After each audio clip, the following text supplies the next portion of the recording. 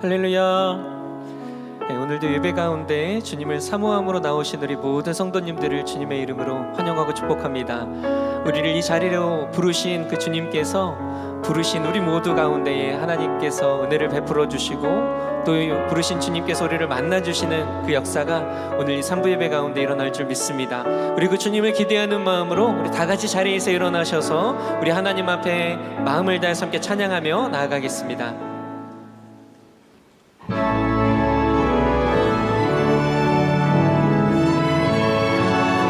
고백합니다. 성도여 다 함께, 성도여 다 함께 할렐루야 아멘. 주 찬양하여라 할렐루야 아멘. 주 보좌 앞에서 택하신 은혜를 다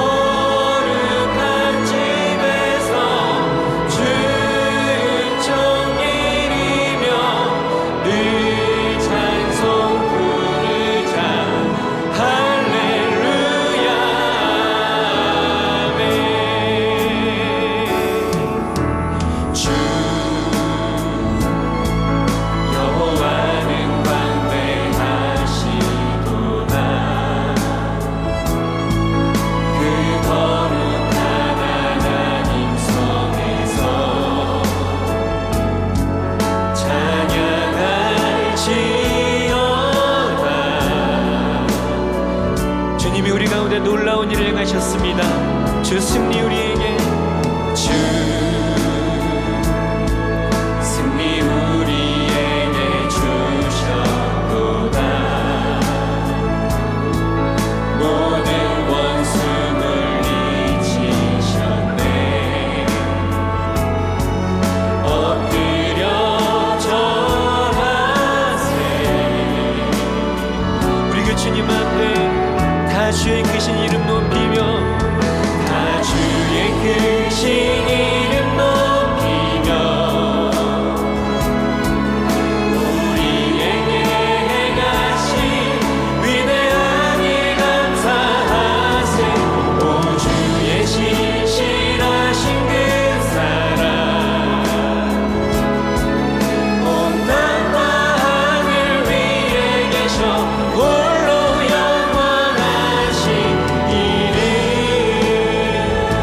한번 우리 주님을 고백합니다.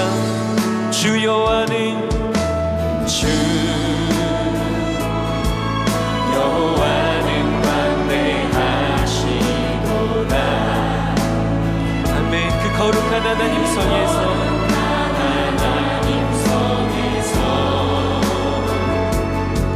찬양할지어다.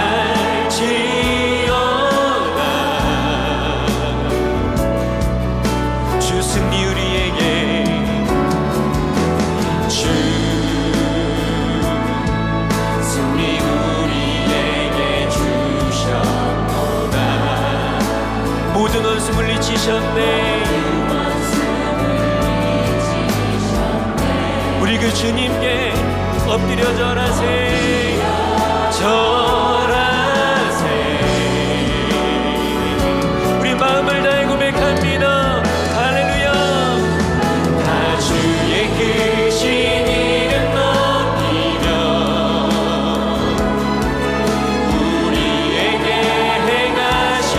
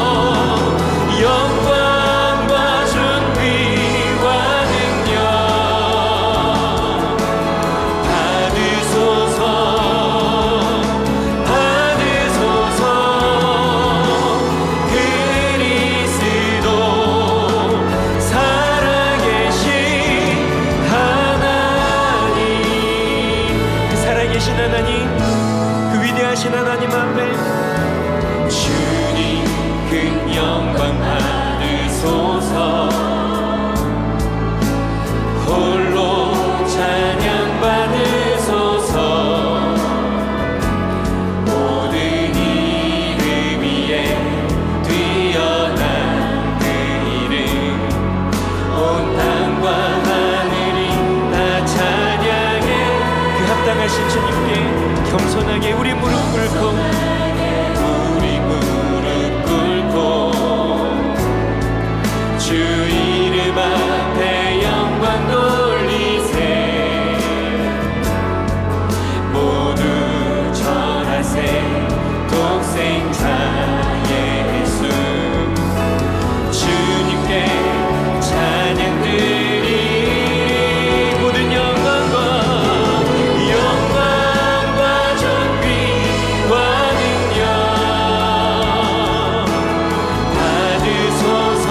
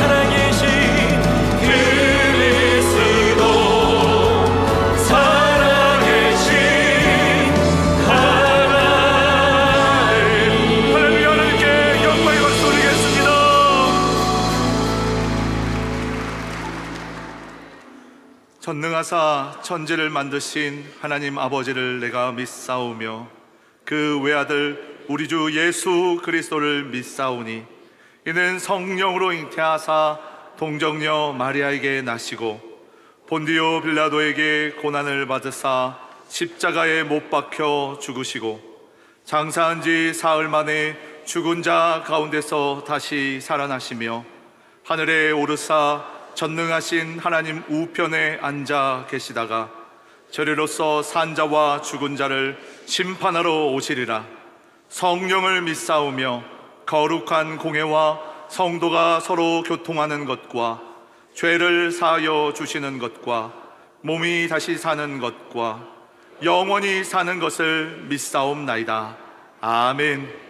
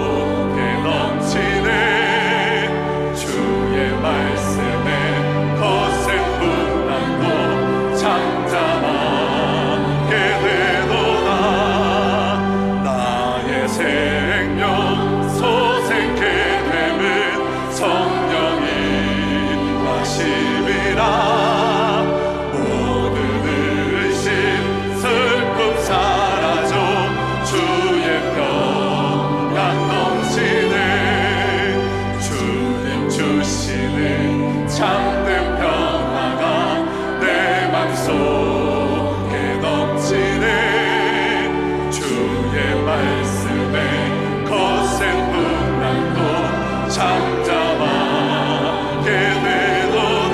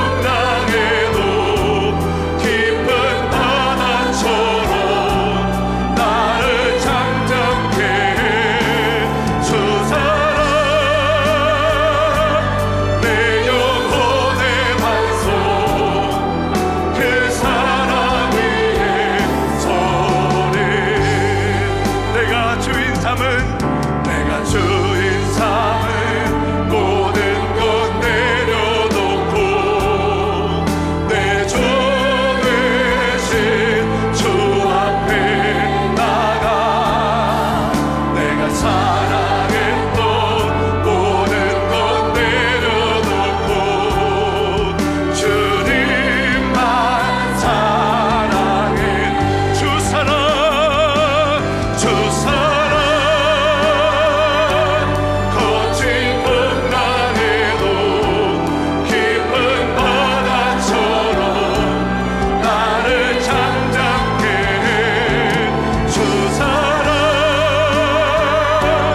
내 영혼의 완성 그 사랑 위에 다시 한번 주 사랑 주 사랑 거친 풍랑에도 깊은 바다처럼 나를 잠잠케 해주 사랑 내 영혼의 완성 그 사랑 위에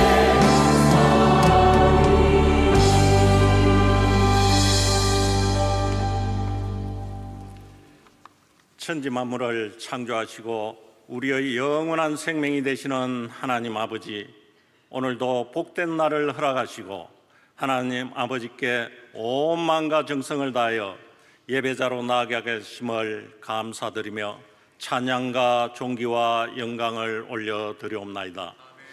지난 한 주간도 주님의 뜻대로 살기를 원했지만 여전히 저희들의 믿음이 부족하고 연약해서 세상의 온갖 어두운 제약된 모습으로 살다가 있는 모습 이대로 나왔음을 고백합니다. 이 시간 회개의 영을 허락하시어 우리의 모든 허물을 용서하여 주시옵고 십자가의 그 구속의 은혜로 깨끗이 씻어 주시어서 하나님께서 기뻐하시는 예배를 드릴 수 있도록 은혜를 베풀어 주시옵소서. 역사를 주관하시는 하나님 아버지, 이 나라의 민족을 불쌍히 여겨주시기를 원합니다. 온갖 거짓과 분열과 갈등이 사라지게 하시고 진정으로 나라와 국민을 사랑하고 섬기는 지도자들이 많이 세워져서 하나님의 진리와 공의가 바로 서는 이 나라가 되게 하옵소서. 특별히 이 땅 가운데 주님의 몸값으로 사신 교회들을 붙잡아 주시길 원합니다. 오직 예수, 오직 복음으로만 세상의 한가운데서 참 빛을 발하고 소금의 역할을 잘 감당하여 교회가 이 시대를 살리는 대안이 되도록 도와주옵소서. 무엇보다도 우리 수영로 교회가 이 마지막 때에 방주의 역할을 잘 감당하고 부산과 민족과 열방을 살리는 거룩한 제자들의 공동체가 되게 하옵소서. 이를 위해 앞서 행하시는 유기엔 담임 목사님께 영육의 강건함을 더하여 주시옵고 엘리사에게 주시던 영감을 7배나 더하여 주시어서 이 나라와 세계 열방 가운데 마음껏 쓰임받는 목사님 되도록 은혜를 부어 주시옵소서. 우리 부목사님과 많은 교육자님들께도 더 큰 사명을 감당할 수 있도록 날마다 성령 충만 은혜 충만케 하옵소서. 좋으신 하나님 아버지, 계속되는 청지기 세미나를 통하여 은혜 받게 하심을 감사드립니다. 좋은 강사분들의 간증을 통하여 듣는 것으로 그치지 않게 하시고 깨닫게 하시어서 정인의 삶을 살아내는 행함 있는 믿음을 다하여 주시기를 간절히 원합니다. 이 시간 단위에 세우신 담임 목사님께 성령의 두루마기를 더딥혀 주시어서 근세 있는 하나님의 말씀을 선포하실 때 우리에게 듣는 길을 열어주시어 이 자리에 어떤 모양으로 나왔다 할지라도 하나님의 음성을 듣고 우리의 모든 수고와 무거운 짐의 문제가 깨끗하게 해결되고 회복되는 은혜 충만한 시간이 되게 도와 주시옵소서. 찬양 가운데 가시는 하나님 아버지, 온 마음과 정성을 다하여 올려드리는 성가대와 간행악단의 찬양을 통하여 홀로 영광 받아 주시옵소서. 감사를 드려오며 살아계신 예수 그리스도 이름으로 기도드려옵나이다. 아멘.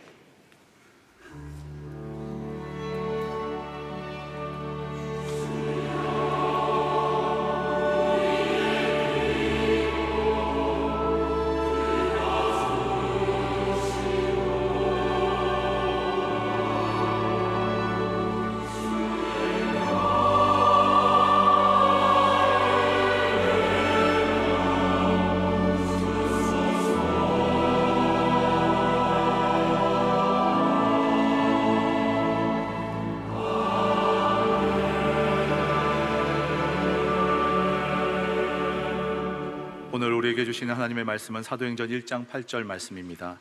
사도행전 1장 8절 말씀 신약성경 186면에 있습니다. 사도행전 1장 8절 말씀을 제가 봉독해 올리겠습니다. 오직 성령이 너희에게 임하시면 너희가 권능을 받고 예루살렘과 온 유대와 사마리아와 땅끝까지 이르러 내 증인이 되리라 하시니라. 아멘.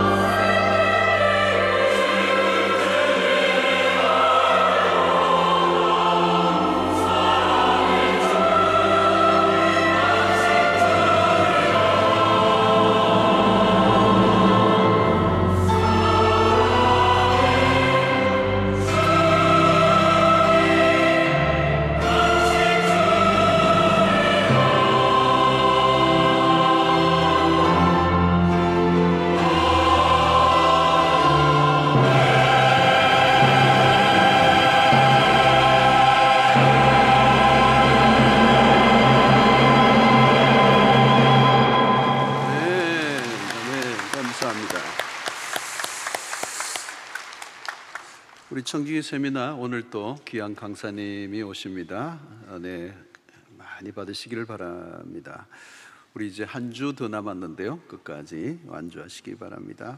우리 상반기 선택 양육 모집 우리 8면에 있습니다. 로비에도 있고 우리 여러분들 좋은 기회 또 잘 또 이용하시기를 바랍니다. 우리 카프리 선데이 차량 사부제 캠페인을 하고 있습니다. 여러분들 6면에 보면은 이제 있는데요. 나는 첫째 주에는 난 차를 안 가져오겠다 이러시는 분들은 또 첫째 주, 둘째 주, 셋째, 넷째 주 있는데 신청을 하시고 이게 스티커를 하나 받으시고 차량에 딱 붙여 두시고 그래 실천을 좀 해주시면 좋겠습니다. 요즘 뭐 해운대가 차가 많기도 하고 이 앞에 이렇게 빠져나가는 것도 어렵고 거의 어떤 때는 요 주차장에서 빠져나가는 데만 해도 여기 나가는데 1시간 걸려요. 어마어마한데 이제 우리가 또 주민들에게도 또 좋은 또 전도의 기회가 될 것 같아요. 여러분들이 수고해 주시고 또 개인적으로도 아마 훨씬 더 편리하실 겁니다. 이 대중교통을 이용하시는 거 많이 이용해 주셔서 해주시고 제가 오늘 보니까 1주차, 2주차, 3주차, 4주차 스티커는 있는데 나는 계속 모든 주에 안 가지고 오겠다 이런 분은 이 하나 5번이 있든지 뭐 하나 있으면 좋겠다는 생각이 드는데 4개 다 받아가시면 되겠어요. 그래서 붙여주시고 하여튼 대중교통을 많이 이용을 해 주시기를 바랍니다. 자, 오늘 3부에 새로 오신 가족들 계시는데 한번 일어나시면 저희들이 환영하겠습니다. 네, 오늘 3부에 저희 교회 새로 오신 귀한 가족들 한 분 한 분을 사랑하고 축복합니다. 네, 박수로 뜨겁게 환영합니다. 환영합니다. 감사합니다. 네, 앉아주시기 바랍니다. 유아 기도 우리 신생아 기도입니다. 오늘 88일 됐네.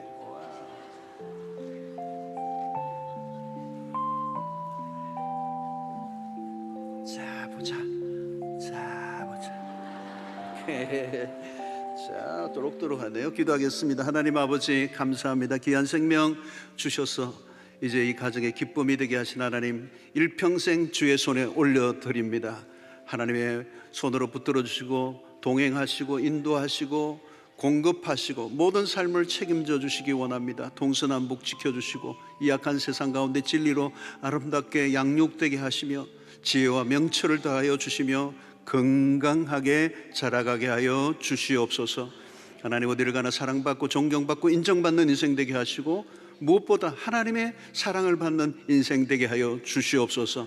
그래서 어디를 하나님의 나라를 위해서 복되고 아름답게 쓰임받는 기둥 같은 일물 되게 하여 주시옵시고 가정과 하나님의 나라와 이 공동체에 유익된 하나님의 선한 백성 되게 해 주실 줄로 믿사오며 예수님의 이름으로 축복하며 기도하옵나이다.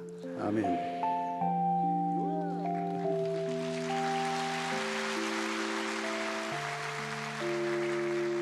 네, 선물도 드립니다.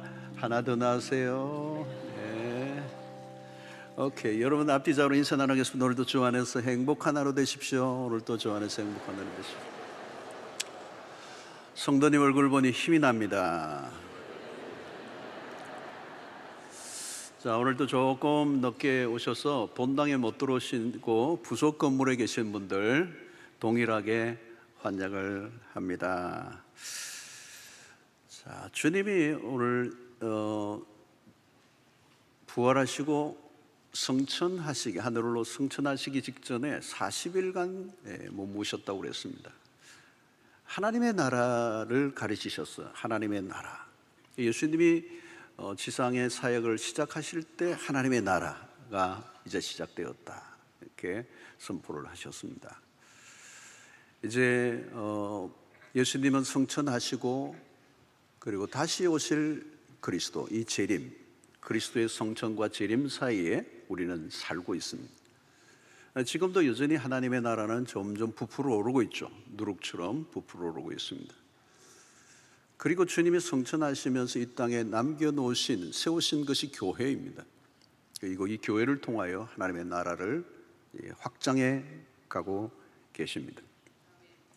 특별히 오늘 1장 8절의 말씀 안에 굉장한 비밀이 들어있어요. 사실 1장 8절 하나 가지고 뭐 여러 주 설교를 해도 설교거리가 나오는 이 엄청난 비밀이 오늘 읽었던 1장 8절의 말씀이고, 또 1장 8절이 사도행전 전체 28장까지의 내용을 다 함축하고 있는 내용이라고 했습니다. 이 구절 안에 그리스도의 복음이 얼마나 강력한가를 우리에게 알려주고 있습니다. 우선 우리가 좀 보여야 될 것은 이 복음의 이동성이라고 하는 것입니다. 예루살렘에서부터 온 유대로, 사마리아로, 땅끝까지.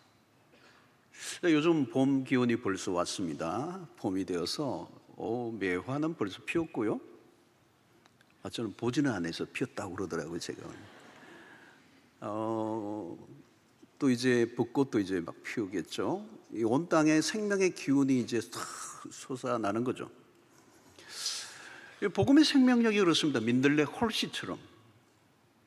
살아있는 바이러스는 전염성을 가지고 계속 퍼져나가죠. 이 생명이 있기 때문에, 바이러스도 생명이 있기 때문에 끊임없이 번식을 해가는 거죠. 자, 여러분, 우리가 열심히 전도도 하고 선교도 하지만 그렇게 해서 기독교가 세계에 확장된 것은 아니에요. 핵심은 뭐냐면 이 복음, 우리가 믿는 이 복음 안에 있는 능력입니다. 이 복음의 생명력은 번식력을 갖고 있습니다. 여러분, 일반 생태계에도 그런 일들이 있나요? 어떤 생명체는 다른 환경으로 옮겨지면 죽어버리는 경우가 있습니다. 자, 많은 종교들이 포교를 해요. 그러나 한 부족을 넘기 어려워요. 한 문화나 한 민족을 넘기가 어려워요. 뭐 일본에서 온 무슨 이상한 종교가 있는데 뭐 한국에 와서 그렇게 뭐 있기는 하지만 그렇게 퍼지지는 못해요. 어떤 한 부족이나 한 민족의 한 문화에 머물러 있다는 거예요. 포교를 하면 전통적으로 믿어오는 종교의 저항을 받게 되는 거예요. 이 내가 믿고 있는 이 종교보다 더 탁월하지 않으면, 열등하면 밀려나게 돼 있어요. 그 안에 뚫고 들어가지 못한다는 거예요. 자, 여러분, 예수 그리스도의 복음은 기존에 믿고 왔던 종교를 기꺼이 버리게 만드는 어떤 힘이 그 안에 있는 거예요.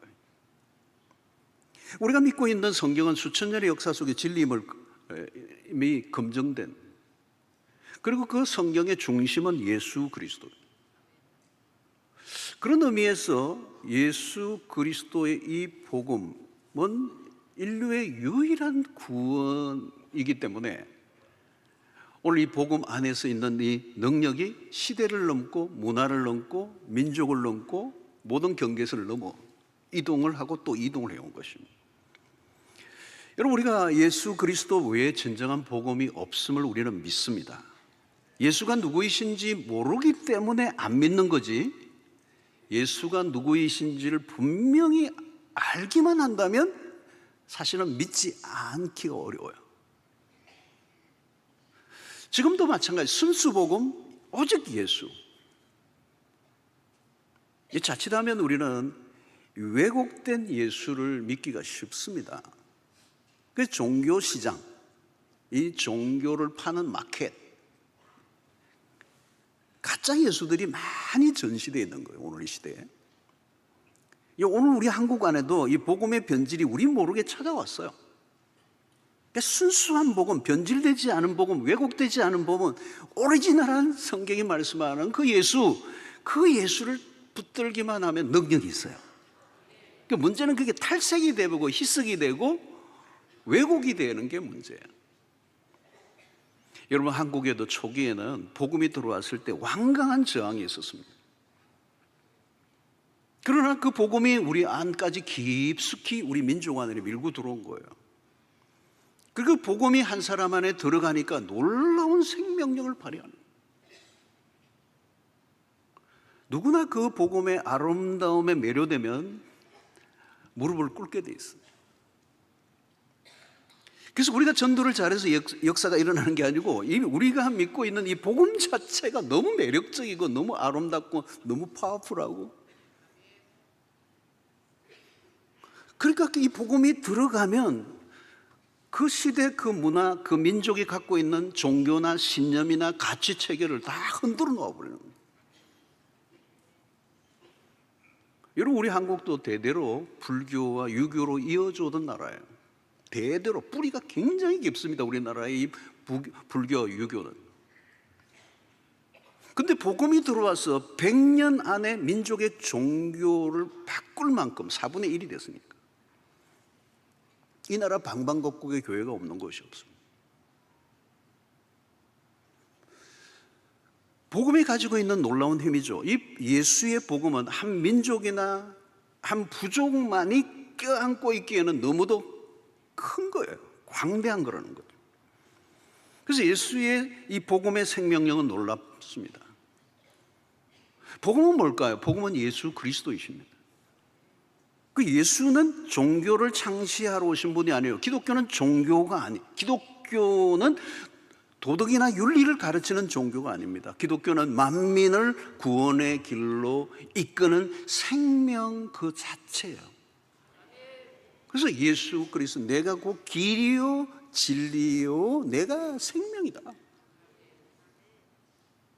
이 제자들이 예수님에게 이스라엘의 회복하심이 이때니까 라고 할 때 그들은 이스라엘이라고 나라에 꽂혀 있죠. 제자들은 지금 유대인이니까 이스라엘에 대한 자기 민족에 대한 애착을 가지는 것은 맞아요.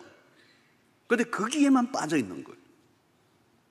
유대인들의 선민의식은 편견에 사로잡히게 하고 그들만의 구원자를 찾고 있는 거예요.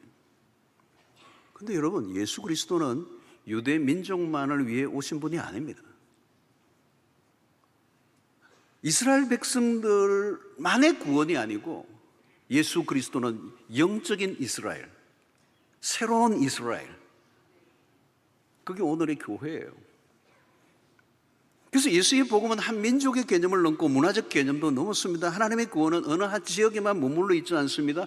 유대인들만의 구원을 주장했더라면 결국은 토속 종교로 남았을 거예요. 그랬다면 어떻게 됐을까요? 여러분, 복음이 오늘 우리에게 못 들어왔어요. 유대인들만의 복음이니까.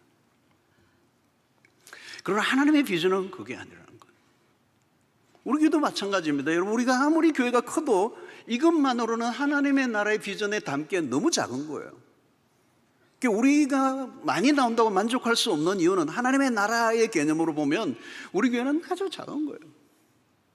그래서 우리가 어떻게 해도 끊임없이 우리는 세계의 선교와 그리고 국내 한국교회와도 네트워크를 하고 모든 교회들 하나님의 나라 안에 비전 안에 우리가 하나로 연결시키는 작업을 하고 있어요. 그래서 우리 교회 안에 12개 나라의 예배부가 있고 이주민 사역들이 하고 하나님의 나라의 시각에서 우리가 바라보고 있는 것이죠. 그래서 우리는 이 8절에서 매우 중요한 것은 예루살렘과 온유대와 사마리아와 땅끝까지라는 거예요. 이 말은 모든 장벽을 허무는, 여러분, 예루살렘 교회는 굉장히 빠르게 성장했습니다. 예루살렘 교회는 2장에 보면 이미 베드로가 설교하면 하루에 3,000명이 예수께로 나오는 전무후무한 부흥이 일어납니다. 예루살렘 교회는 거대한 교회예요. 메가처치예요. 그런데 이 교회, 예루살렘 교회는 폐쇄적이었습니다. 왜? 베드로는 아직도 유대주의 안에 갇혀 있어요. 이방인 고넬료에게 복음이 전하되는 것을 거부했어요. 처음에는 유대인만의 복음, 유대인만의 예수, 민족주의적 개념에서 베드로는 벗어나지 못해요. 내부에 예루살렘 교회는 내부에만 집중한 교회예요. 하나님의 나라 개념이 없었어요. 바깥으로 나가려고 하지 않았어요. 좋은 교회였지만 안에만 머물러 있으면 제도적 교회가 됩니다. 제도적 교회가 되면 내부 강화에만 힘을 쓰게 돼요. 예루살렘 교회는 부흥을 경험했지만 선교적이지는 않았습니다. 결국 문제가 터지죠. 구제 문제 때문에. 그래서 한 것이 뭐냐면 일곱 집사를 세우고 행정적인 뒷받침을 하고 사도들이 말씀과 기도에 힘쓰게 하고 이런 조치들을 했지만 근본적으로 예루살렘 교회 문제를 해결한 건 아니에요. 결국은 8장에 오면 핍박이 일어나고 자동적으로 흩어지게 돼요. 그리고 13장에 오면 안디옥 교회가 출발이 되죠. 안디옥 교회는 흩어지는 교회예요. 본질상 지역적 한계에 멈춰 있지 않고 그야말로 미셔널 처치가 되었어요. 오라가 아니라 가라에 순종하는 교회, 불러 모으기만 하는 교회가 되면 안 된다는 거예요. 퍼져나가는 교회가 되어야 된다. 여러분, 모이기만 하면 교회는 계급적 구조가 됩니다. 역동성을 잃어버려요. 그러나 흩어지는 교회는 사도적 교회예요. 그게 앞으로 아마 사도행전을 통해 우리가 살펴볼 것입니다. 모이는 교회는 유지관리가 굉장히 중요합니다. 그래서 선교적 교회는 유지관리할 필요가 없어요. 흩어지니까. 예루살렘에 머물러 있던 교회가 안디옥 교회를 중심으로 흩어지기 시작합니다. 그래서 예루살렘에서 온 유대로 그리고 어디요? 유대에서 사마리아로 퍼져나갑니다. 자, 여러분, 유대에서 사마리아로 퍼져나가는 것을 우리가 또 주목해야 되는데 이것은 유대인들과 사마리아의 관계를 잘 이해해야 합니다. 아수르와 바벨론의 침공으로 사실은 이스라엘 땅인데 이 사마리아 북쪽 지역에 침공을 받으면서 아수르나 바벨론 나라와 피가 섞이게 돼요. 혼혈 정책을 일으키면서 피가 섞이게 되는 거예요. 그러니까 유대인의 관점에서 사마리아 사람들은 피가 섞인 혼혈 백성이라는 거예요. 그 정오한 거예요. 너희 상종을 해주지 않은 거예요. 심지어 어느 정도예요? 사마리아 땅 자체도 밟지를 않아요. 남과 북을 오고 갈 때는 우회로를 찾지 사마리아 땅 자체를 밟지를 않아요. 자, 오늘 여러분 이 1장 8절에서 예루살렘과 온 유대와 사마리아, 이게 엄청난 것입니다. 다시 말하면 사람들이 만들어 온 경계선을 넘어서는 거예요. 여러분, 미국은 아직도 흑백 갈등이 여전하죠. 근데 흑백 갈등뿐만 아니라 우리가 어디를 가나 인간은 경계선을 긋고 대립과 갈등을 해요. 그게는 배제와 소외가 일어나요.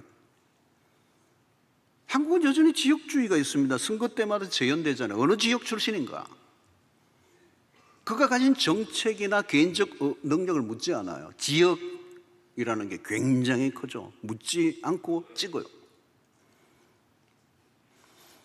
교회도 가끔 그 편견을 못 넘어서는 교회들이 있습니다.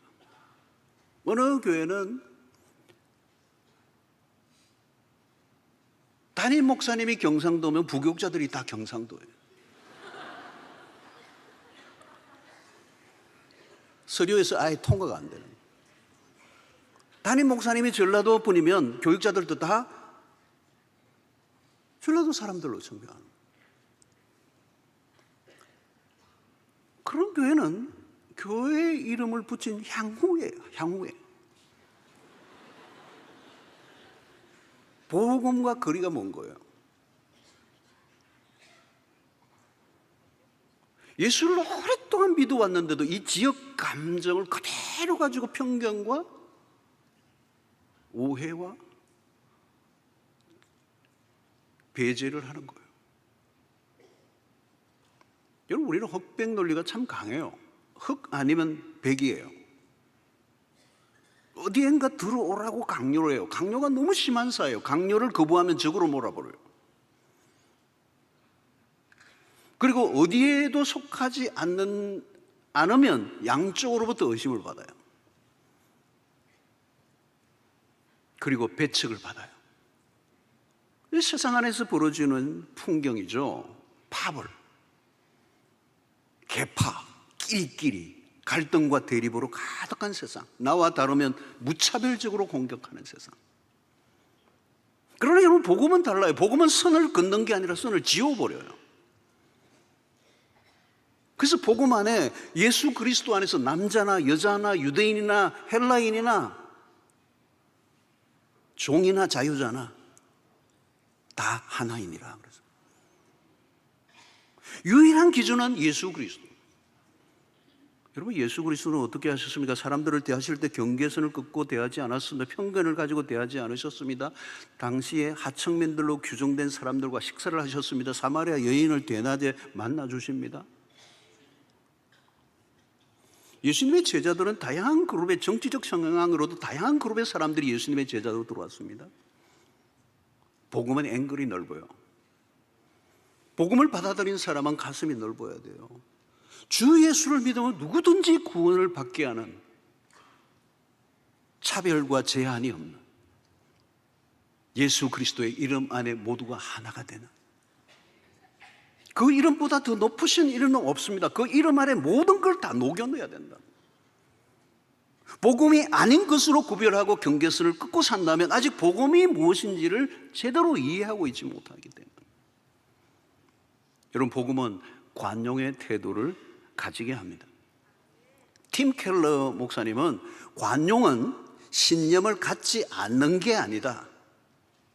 자기가 신념이 있어야죠. 그런데 신념을 가지고 있대. 자신과 다른 신념을 가진 사람들을 대하는 방식에 관한 것이다. 여러분, 예수님은 천하 만민을 품으셨습니다. 예수의 피는 편견이 없습니다. 그가 어디 출신인가를 묻지 않아요. 그가 어떻게 살아왔는지도 묻지 않아요. 예수의 피는 다 녹여내는 거예요. 손양훈 목사님은 자신의 아들을 죽인 공상당원을 아들로 삼습니다. 원수 중에 원수를 끌어안게 만드는 게 복음입니다. 이게 유대에서 사마리아로 넘어가는 복음이에요. 여러분, 초창기 한국 선교사를 보면 한 교회 안에 머슴이 장로가 되고, 같이 투표를 했는데 머슴이 장로가 되고 주인이 떨어지고, 근데도 기꺼이 그 머슴을, 교회 오면 장로님이니까 기꺼이 섬기는, 존중해야 돼요. 복음의 능력이 계급적 구분도 지워버렸다는 거예요. 사람들은 경계선을 긋고 구분 짓는 걸 좋아해요. 그러나 예수님은 경계선을 지우는 걸 좋아하세요. 인간은 틀을 만드는 걸 좋아해요. 그러나 주님은 틀을 깨는 걸 좋아하세요. 주님은 파벌을 만드는 걸 좋아하지 않으셔요. 주님은 파벌을 만드는 걸 원치 않으세요.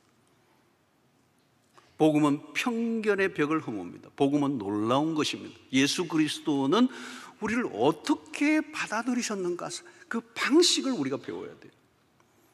로마서 5장 8절은 우리가 아직 죄인 되었을 때 그리스도께서 우리를 위하여 죽으심으로 하나님께서 우리에 대한 자기의 사랑을 확증하셨느니라 그랬어요. 언제요? 우리가 죄인 되었을 때. 나와 다른 사람에 대한 포용과 사랑의 태도를 놓치면 안 됩니다. 그리스도가 우리에게 보여주신 삶의 방식을 쫓아야 합니다. 유대와 사마리아와 땅끝까지 복음이 흘러가려면 편견과 증오심과 아집과 독선과 배타적 태도를 넘어서야 된다. 복음의 능력은 그것을 가능하게 합니다. 나라와 민족과 문화의 경계선을 넘고 넘어야 돼. 시야가 넓어져야 되죠. 소아적 삶을 버려야 하나님의 나라를 세울 수가 있다는 것입니다. 우물 안에 개구리가 되어서는 안 돼요. 천하 만민을 위한 복음임을 잊지 않아야 합니다. 그래서 그리스도는 특수한 부류의 사람들만을 위해 결코 죽지 않으셨다는 것. 경계선을 넘어야 돼요. 이분법적 사고를 넘어서야 돼요. 한국 교회는 지금 많은 교회들이 이념에 갇혀 있어요. 당연히 복음은 이념 위에 있어야죠. 어떤 사람은 자기와 다른 이념을 가진 사람에게 복음을 전하기 위해 자신이 좋아하지 않는 진영 안으로 들어간 사람들이 있어요. 그분이 복음을 이해한 사람이에요. 복음으로 이념을 넘어서. 그리스도인은 지방민이 아니에요. 월드 크리스천, 월드와이드. 기독교는 어느 특정한 민족 종교가 아니라 세계 만민을 구원할 복음임을 우리가 믿기 때문에 복음을 우리의 자신의 작은 가슴에 담아두지 않고 배타적 그리스도인이 아니라 우리가 믿는 진리, 우리가 아는 예수, 우리가 경험한 복음을 통하여 인간이 만들어 놓은 모든 울타리와 경계선과 편견을 다 허물어뜨리고 예수의 십자가의 피 묻은 복음이 그 심장 안으로 들어갈 수 있도록 쓰임받는 여러분들 되시기를 주의 이름으로 축원합니다. 자, 이 복음은 엄청난 팽창성을 갖고 있어요. 이 8절의 말씀에서 우리가 또 하나 생각해 볼 것은 예루살렘과 온 유대와 사마리아와 땅끝까지 퍼져나간 거예요. 이 공간적인 이동을 하는데 수평적 이동을 하는 것입니다. 사도행전의 끝은 로마로 가는 바울의 모습을 보죠. 사도행전의 시작은 마가의 다락방에 120명으로 출발합니다. 신약의 교회의 출발이 120명이었어요. 자, 사도행전 1장 15절 보십시오. 모인 무리의 수가 약 120명이나 되었더라. 약이니까 120명 정도. 2장 41절 어떻게 변하죠? 그 말을 받은 사람들은 세례를 받으면 이날의 신도의 수가 3천이나 더하더라. 4장 4절 말씀을 들은 사람 중에 믿는 자가 많으니 남자의 수가 약 5천이나 되었더라. 와, 예루살렘의 그 작은 도시의 예루살렘 교회는 모르긴 해도 우리 교회보다 더 커졌을지도 모르 메가처치예요. 자, 21장 20절에 보니까 그들이 듣고 하나님께 영광을 돌리고 바울들은 이르되 형제여 그때도 보는 바에 유대인 중에 믿는 자 수만 명이 있으니 그랬어요. 아니, 숫자적으로 보면 경이로운 일입니다. 단순한 수치를 언급하는 게 아니라 복음의 이 두나미스 폭발력이에요. 그러니까 오순절에 그 일어났던 이 마가의 다락방의 성령의 임하심으로 그들에게 주어진 권능, 그 복음의 팽창이 이건 미풍이 아니라 폭풍이 불어닥쳐요. 예수의 십자가 사건이 얼마 되지 않은 때에 복음은 이미 들불처럼 번져나가는 거예요.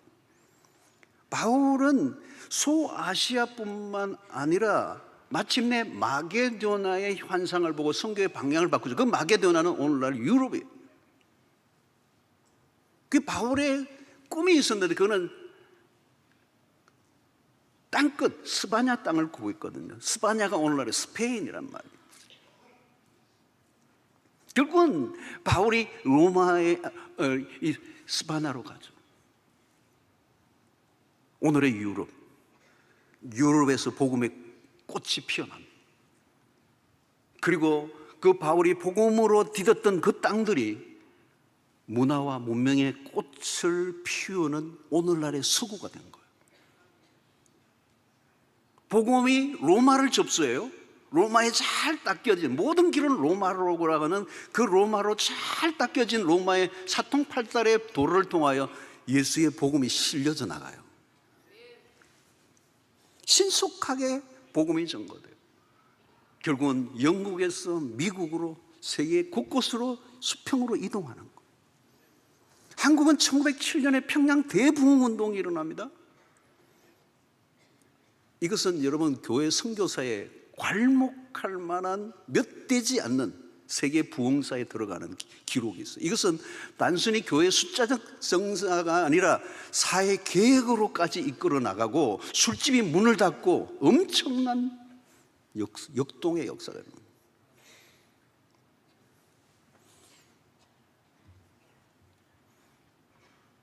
6.25 동란이 일어나면서 엄청난 회오리바람이 불어나지만 6.25 전쟁을 통하여 또 다른 역사가 뭐냐면 평양 대부흥운동을 중심으로 해서 한국의 복음적 모든 이 중심이 평양에 있었어요. 이북 출신 분들의 믿음이 뜨거웠어요. 남한은 별로 교회가 없었어요. 근데 전쟁을 통하여 남한 많은 신실한 북한의 그리스도인들이 남하여 교회를 세우게 됩니다. 그러니까 1960년대 들어가면서 빠르게 한국 안에 복음이 증거되고 57년도에 이미 개신교 신자가 80만 명이 돼요. 그런데 68년도 되면 1년, 10년이 더 내리면 2배로 급증을 합니다. 78년도는 폭발적이었어요. 엑스폴로와 민족 대성회나 이런 여의도의 100만, 200만 빌리그레암 집회를 통하여 한국 개신교는 엄청나게 뛰기 시작하죠.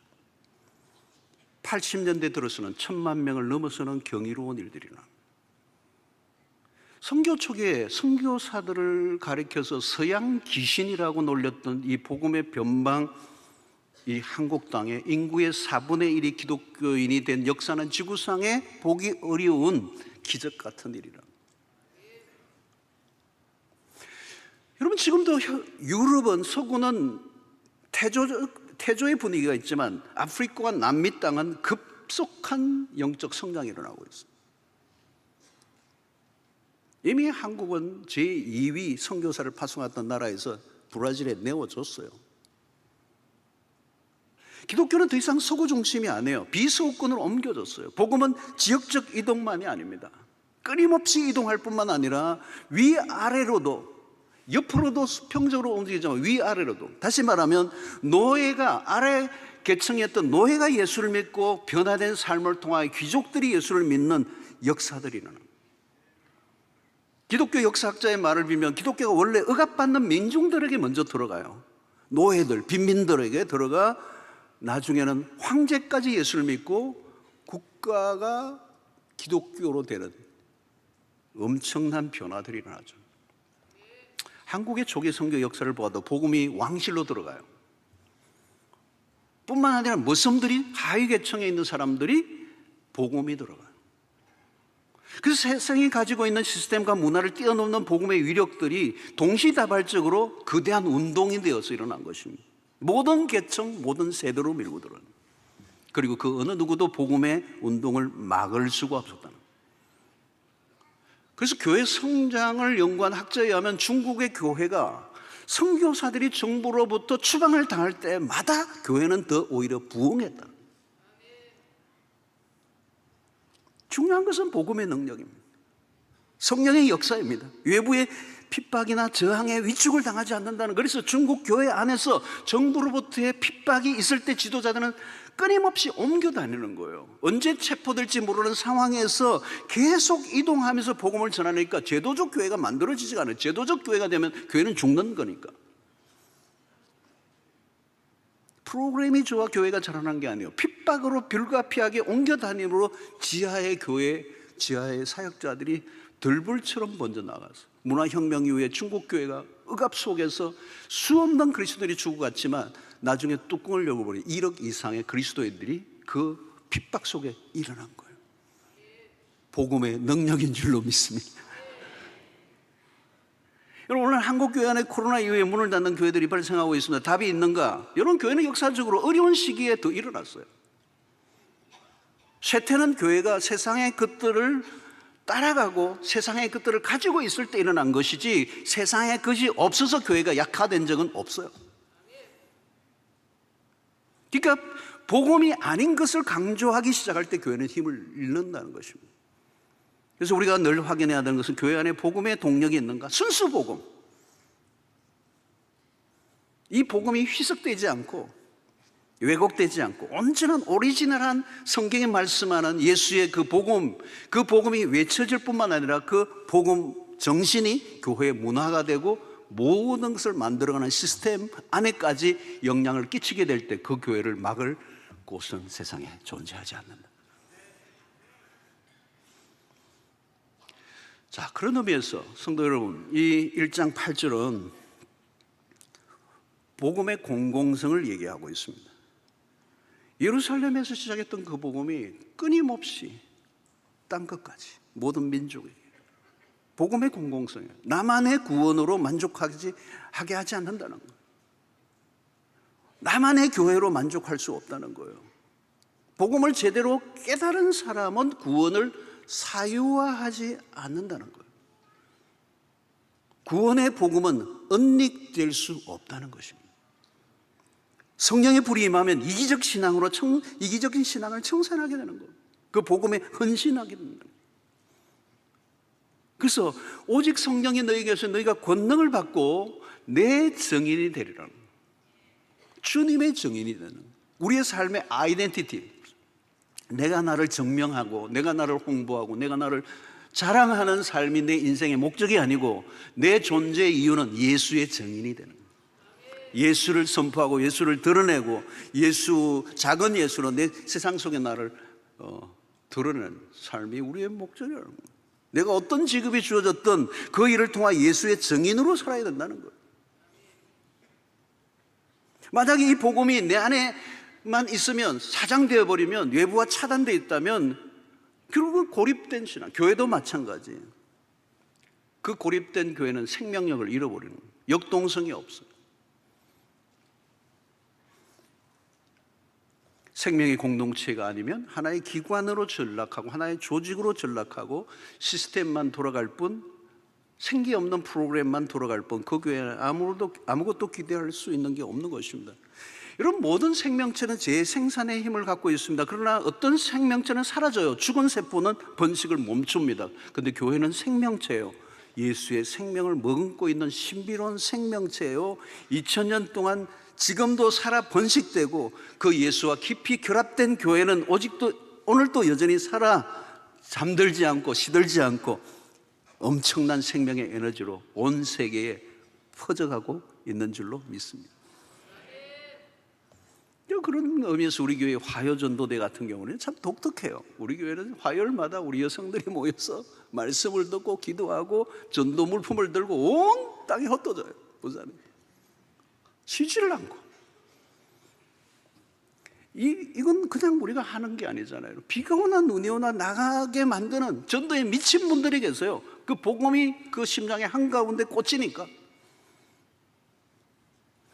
그래서 예루살렘과 온 유대와 사마리아 땅끝까지 이르러 내 증인이 되리라. 이게 우리의 삶의 초점이요.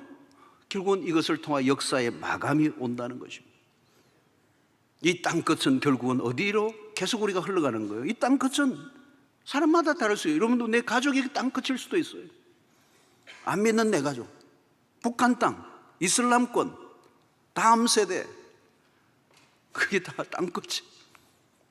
거기까지 복음이 미쳐질 때 주님이 오실 줄로 믿습니다. 자, 우리는 복음에 대한 자신감을 가져야 하는데 사도행전에 시작된 교회는 2000년 동안 변함없이 세워져 오고 또 세워져 오고 있습니다. 오늘 우리의 교회가 2000년의 역사 속에 세워져 있습니다. 우리 수영로교회가 올해 49년, 내년이면 50주년을 맞습니다.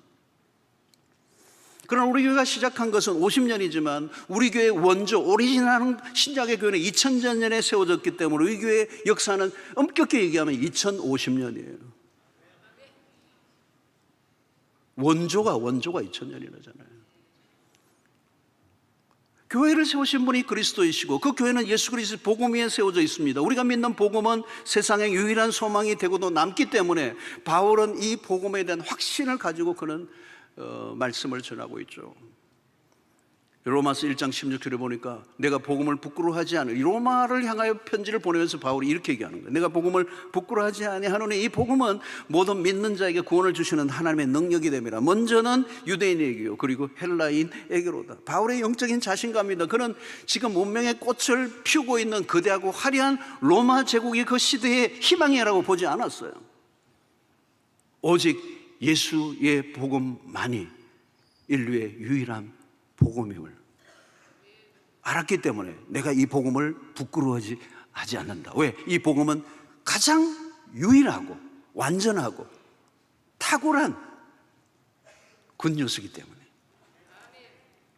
사랑하는 성도 여러분, 이 8절의 말씀은 우리의 인간의 힘으로 이룰 수 있는 것은 아닙니다.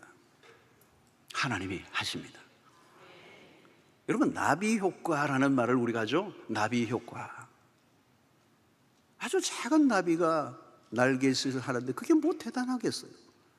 그런데 그 작은 날개짓의 바람이 계속 파장을 일으키면서 확대돼 가면 다른 곳에서는 엄청난 폭풍을 일으킬 수 있다는 거예요. 워싱턴의 공원에서 날개짓 한 것이 나중에는 저 남미에서는 태풍을 불어일으키는 바람으로 바뀌게 되는 나비 효과라는 거예요. 아주 작은 것인데 엄청난 영향으로 결과가 드러난다는 거잖아요. 이런 마가의 다락방에 모여있는 120명, 나비 날개짓 같아요. 이들은 지금 실패자들이었어요. 대부분 불안과 공포가 있고 아직도 그들은 뭐가 뭔지 잘 몰라요. 근데 그 120명 마가의 다락방, 제가 그 마가의 다락방이라는 데 가봤는데 굉장히 작더라고요. 여기 120명이 어디 들어오게 들어왔지? 그게 신약의 교회가 출발한 곳입니다. 그 120명으로 시작된 그곳에서 온 세계로 교회가 확장된 거예요. 누가 하시는 겁니까? 성령이 하시는 거예요. 볼품이 없는 120명의 그 제자들, 일부는 도망가고, 그 고작 여러분 예수님의 부활을 본 사람만 해도 500명이 넘어요.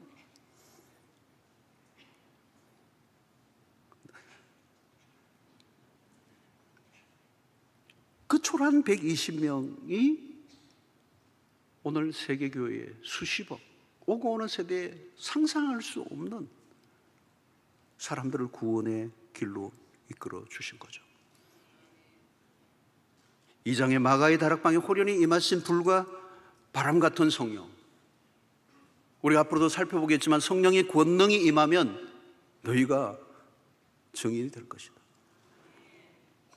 이 하나님의 나라의 거대한 드라마 안에 우리를 불러주신다.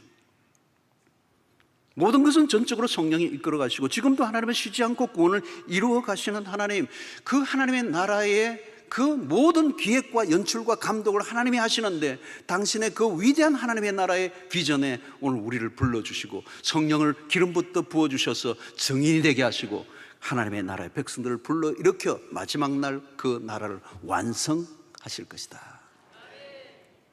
여러분 오늘 우리의 삶의 신앙에 매우 중요한 것은 우리가 신앙생활을 하면서 다 완벽할 수는 없어요. 완전할 수도 없어요. 그러나 우리가 하나 놓치지 말아야 하는 것은 증인의 역할을 하는 거예요.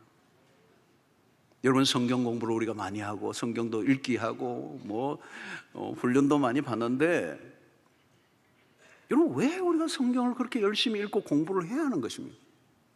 단순히 나의 지적 만족, 아니면 단순히 나의 신앙의 성숙으로만 끝난다면 뭔가 아쉬운 거예요. 여러분 내가 다른 사람에게 보다 더 효과적인 명확한 그리스도인으로 정인으로 살기 위해서 성경을 공부하는 거지.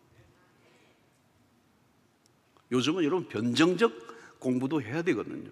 예수님은 굉장히 변정적이었어요. 왜냐하면 적대적이고 배척하고 굉장히 완강하게 버티는 사람들에게 뭔가 흠집을 찾기 위해서 몰려오는 그들에게 예수님은 아주 적절한 비유를 들고 적절한 메시지를 통하여 그들을 설득하고 그들에게 복음을 전거했던 그 예수님의 그 말씀의 방식들을 우리가 배우려고 하면 성경을 배워야 되는 거예요. 그러니까 정인이 되기 위하여 성경을 배우셔야 되는 거예요. 마귀와 싸워 영적 전쟁, 마귀와 싸워서 이겨서 뭐 하게요, 여러분? 영적 전쟁은 정인의 삶을 사는 거예요. 복음을 전가하는 일을 위해서 교회를 세우신 명확한 목적이 오늘 우리를 통하여 땅끝까지 내 정인이 되게 하시는 이 역사의 마감이 거기에 이루어지기 때문에 그런 거예요. 사랑하는 성도 여러분, 코카콜라 오나는 세계와 물과 전쟁을 한다고 그래요. 물과 경쟁을 한다고 그래요.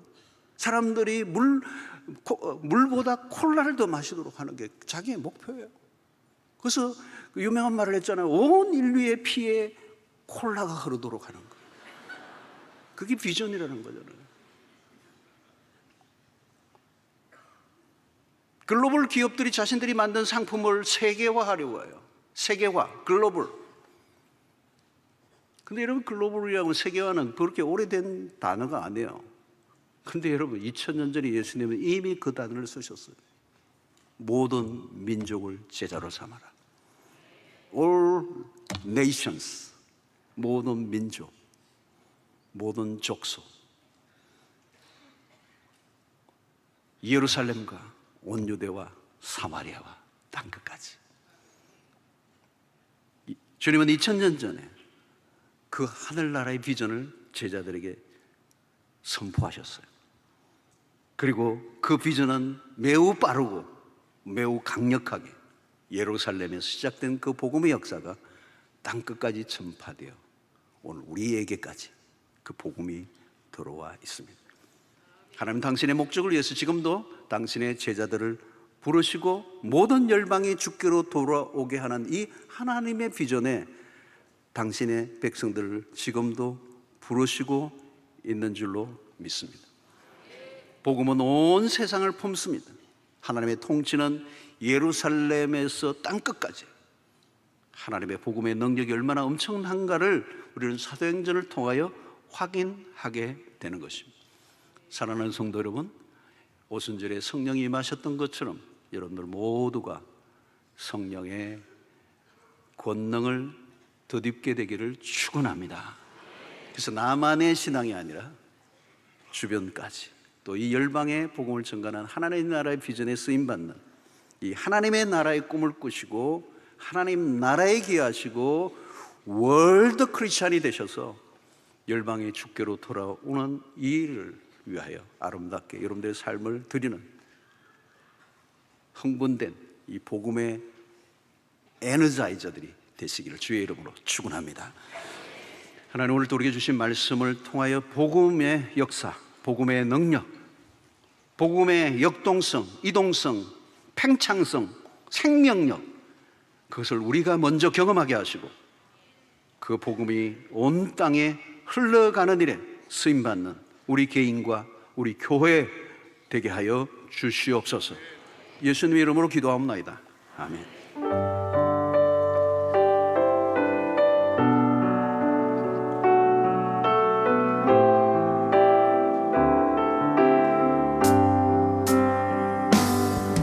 세상 모든 민족이 구원을 얻기까지 쉬지 않으시는 하나님, 주의 심장 가지고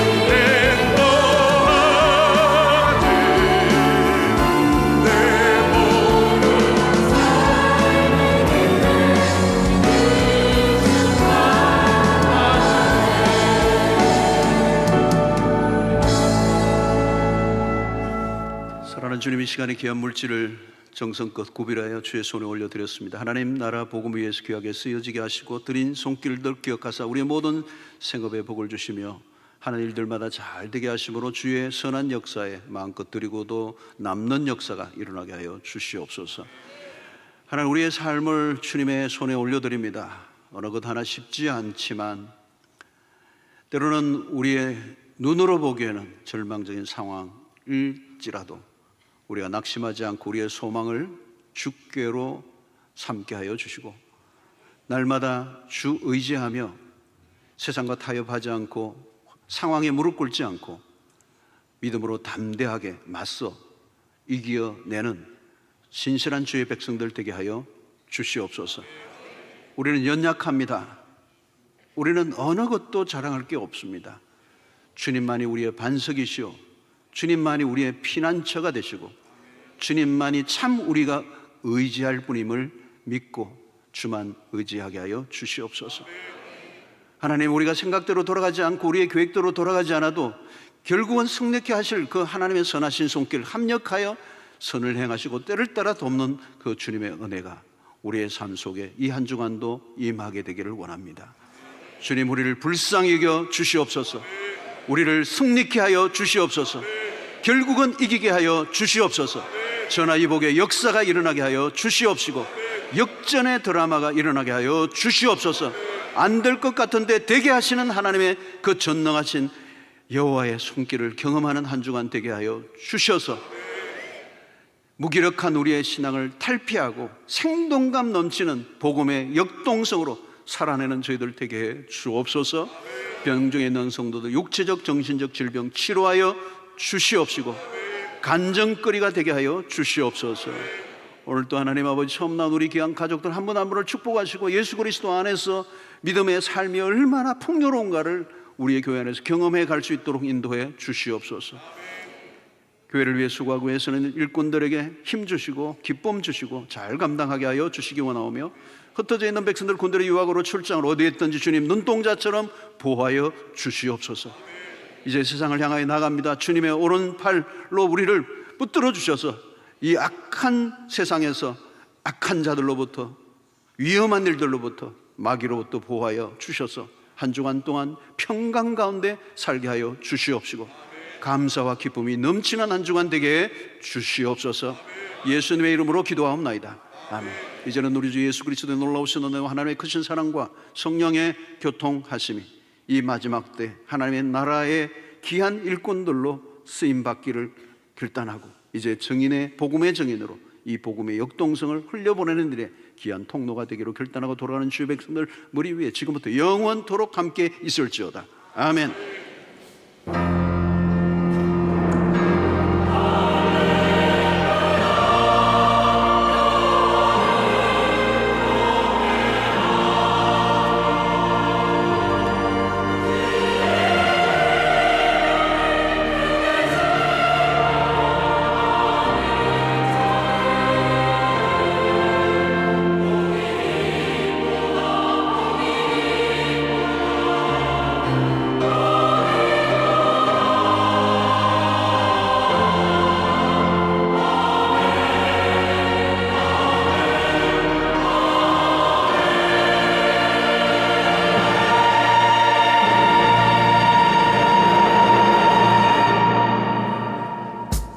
주신 은혜를 생각하시며 기도하실 분은 기도하시다가 자유롭게 돌아가시겠습니다.